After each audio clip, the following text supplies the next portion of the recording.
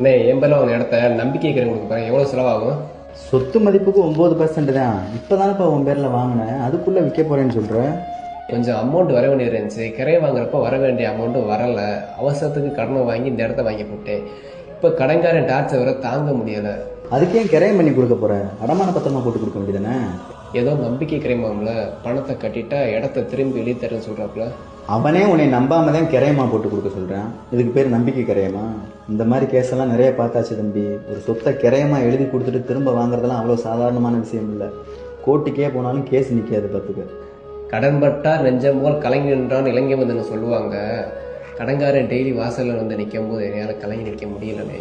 இப்போ கடன்காரன் வீட்டுக்கு வந்தாலோ மிரட்டினாலோ அவங்களுக்கு 3 வருஷம் ஜெயில் தண்டனை கொடுக்குற அளவுக்கு சட்டத்திட்டங்கள் கடுமையாக்கிட்டாங்க நம்ம அரசாங்கம். நீங்கள் ஏன் கலங்கி நிற்கிறீங்க? கழுத்துக்கு என்ன கத்தியா வந்துட போது? கை நீட்டி காசு வாங்கிட்டோம்னே, அதுக்கு மேலே அந்த சொத்தை வச்சுக்கிட்டு ஒரு நல்லா அப்படியெல்லாம் விடக்கூடாது. கேள்வி அஞ்சாச்சு, அஞ்சு காசு என்னாச்சு?